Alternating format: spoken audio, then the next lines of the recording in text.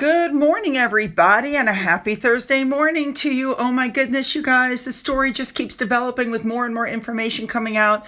So once again, I have a little bit of the royal family, and then the rest is all Harry and Meghan crap.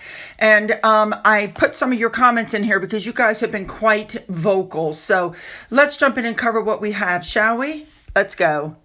Let us start off with Sophie and Edward. Now, we know that Catherine and William are on vacation someplace warm with the kids. Well, these two decided to go someplace cold. They're at St. Moritz in Switzerland skiing. Now, their son, James, who we know is the Earl of Wessex, is also with them. Their daughter, Lady Louise Windsor, is not because she's still at the University of St. Andrews. We know that, Sophie just turned 60. They just came back from their trips and they need a little downtime. And, good for them. I'm glad they're enjoying their vacation. Let's move on. These two are so perfect for each other. All right, let's move on to Queen Camilla.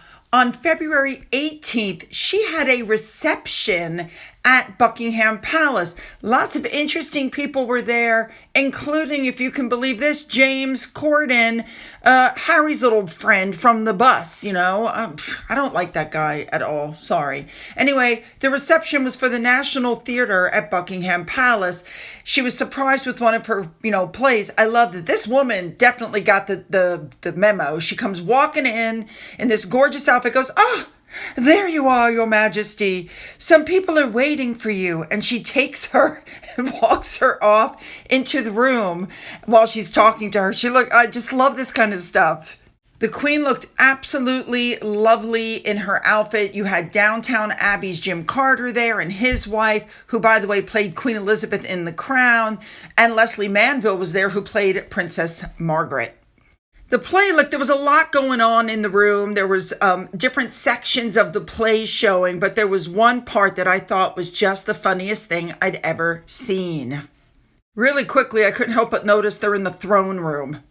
Anyway, these two guys are talking, and the one guy says, "I'm going to the palace."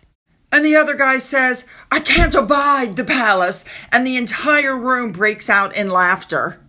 That event was there to celebrate staff, actors, and supporters of the National Theatre, and to celebrate all the work that's going on in schools, on stage, and on screen. Now, there were guests mingling about, and she got to meet everybody, right? But there were people there that I was like, wow, oh my God. And in case you don't recognize her, and in case you didn't recognize her a second ago in the photo when she went by, also there was one of my absolute favorite actresses, Kate Blanchett. Look at her winking at the camera. I love her. 2-time Academy Award winner, down-to-earth person, excellent actress. I forget the Queen. If I'd been there, I would have been all about, Kate. Well, all in all, it looks like she had a fabulous evening, and in the end, isn't that just the whole point of it? And to bring attention to the thing that she's trying to bring attention to, which is the theater. All right, let's move on. Let's move on to King Charles now, who gave out the first humanitarian medals at Buckingham Palace. This medal is awarded to public servants and aid workers who, on behalf of the UK, support human welfare during or in the aftermath of a crisis.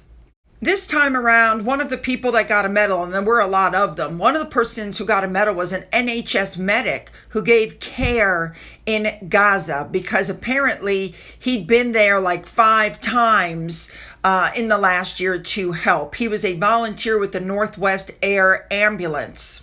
And finally, sticking with King Charles, he did an investiture and he gave Strictly Come Dancing Amy Dowden an MBE for services for fundraising and raising awareness of inflammatory bowel disease. Apparently, she was diagnosed with Crohn's earlier on, but then she was diagnosed with breast cancer in 2023. And she said, had a discussion with the king about chemotherapy and the impact of it on her body. Unbelievable. Wow. Good for her. All right, let's move on. Let's move on now to this American Riviera orchard that is no more. And now we have As Ever. I've already discussed yesterday the entire debacle, that ridiculous video, everything she had to say. I mean, oh my God. You have to wonder what she's thinking. I think lots of people are giving this woman advice, but I think she's telling them to screw off. So she comes out with this as ever, and we see her new logo, and we see everything she has to say, and then the whole thing starts going to hell. There goes ARO, but of course, as I showed you yesterday, she was merching. Oh my God. We've already discussed the previous logo for ARO and the fact that it looked like the top of the Buckingham Palace gates. So this time she does another one and it looks like the coat of arms for a Spanish town. This woman doesn't have a single original idea. There is a town, I can't roll my R's, but the name is Paredes, and they are actually considering legal action against Meghan Markle for basically copying their coat of arms for the new luxury brand as ever. They each have a palm tree with two birds hovering on either side of it. Now, while the town's coat of arms is full of color, it's orange and green for the tree and the sand and black for the birds. Meghan's logo is basically just gray and white. The actual mayor, her name, I love that, it's a woman. Her name is Francisca Mora, told one of the local newspapers that the likeness is just, quote, surreal, and the town hall is deciding whether or not to take legal action. She said, and I'm quoting, I don't know if she visited some, sites and saw the coat of arms because the photo on her website is absolutely taken from Mallorca. And now the village feels international. And she says, at the very least, I hope it brings us some recognition. I hope they know that we're an inland town, but this is our coat of arms. And she said, and we don't want our coat of arms to be perverted because it belongs exclusively to us. They are saying, the mayor is saying that they're going to ask Meghan to remove that logo from the website. Good luck with that. I don't think she's going to do anything that way. Now, this particular town, just as an FYI, was founded in the 13th century. It sits in the middle of a rural heartland. It has just a little over 5,000 people, and it's 22 miles to the east of the capital of Palma. It's a beautiful area. I mean, at least on the upside, their town now is going to be known by everybody. Unfortunately, it's going to be, with Meghan Markle. I don't think anybody wants that. So it looks to me like there might be a legal something on the horizon. I think it would be hilarious if they sued Meghan to get that off of there, because this would not be the first time that she has been taken to court, or she's taken somebody else to court. She's tried to tread on them and they fought back. Do you guys remember that? Those of you who don't remember, they were told they couldn't use Sussex Royal. The Queen actually was going to oppose, and there might have been legal action. So they did Archwell. And then there was a small business owner in the Philippines who had been selling stuff with the name Archwell. They tried to put him out of business. The guy fought for legal protection for his brand, and he won. Let me tell you, this guy got pushed so far because of Harry and Meghan that now he's going to be selling his cosmetic products also, instead of in the Philippines, also in the United States, because he has a first use policy for trademarks and an FDA permit for the brand. Good for him. As I always remind you guys, karma, it's a thing. Maybe Meghan has learned, because almost immediately she changed the logo again. Now it's gold and white. I'm going to guess that they don't do their due diligence, because as we've already established now all over Twitter, there's a company in New York that's using the same name. This company in New York is now fighting back. They've put up a statement where they clearly talk about how long the business has been there. Please help prevent their work from being buried in the current media storm, because small independent brands, are needed and as ever. I feel bad for them. But I am starting to feel a little better for them, because believe it or not, they are now seeking legal advice. They're going to sue if she doesn't change the name. You guys, could you imagine? After all of this, they're going to sue and she's going to have to change the name again. I just can't. I will say they do seem to have some fabulous clothing on their website. So if you haven't gone there yet, you probably should, because it looks like they've got great stuff there. Just my personal opinion. Now, as one of my subscribers pointed out, there's a company called As Ever in the UK. So I looked it up, and sure enough, there it is. This is why I don't understand why they don't do their due diligence ahead of time. It's being called another brand disaster because, as people pointed out, there's only so many relaunches you can do before you start to look just flat out ridiculous. This is a total rush using recycled promos that she made a year ago. Let me prove that one to you. Hot Noodles on Twitter pointed this one out. It's absolutely correct. And we know that the relaunch was leaked 24 hours before her announcement, right before the lifestyle show is coming out. And what they're saying is you would never catch Kim Kardashian doing this kind of thing. This 11th hour name change telegraphs inauthenticity. And just to show you how poorly this whole thing was thought out, some people are so I wouldn't have thought to do this. People went on Instagram and snatched up the handles As Ever and also As Ever Meghan. They're not hers. Somebody else grabbed them. She didn't think ahead to what other people can do or would do with these. If she really wanted it, I guess she would pull what she pulled with Sussex Royal. Remember, that belonged to somebody, and they literally just took it from him after he'd had it for years because Meghan and Harry wanted it. So the other handle now that's been found, she put it up very hastily, As Ever. It is what it is. But again, she didn't think ahead. This is such a rush job. To buy these handles is anywhere from $200 to $20,000. So if she wants it, she's going to have to pay for it. And that's why her logo now is As Ever Official at By Meghan or by at Meghan. She didn't have a choice. Know that on social media, this entire lifestyle brand has been called a mess. And they're saying that there's a glaring problem. And one of the glaring problems is that this is the third time she has relaunched. She hasn't been able to do this by herself. Netflix had to step in and help her. She has yet to sell a single product. Nobody knows where her products are even coming from. They're probably going to be made in China or Mexico. I mean, she has no substantial product stock. Her trademark is not secured. Her domain name is not secured. Her confusing logos show a complete lack of maturity. And it's the execution that gets you on top. And so this is not a good start for her rebrand.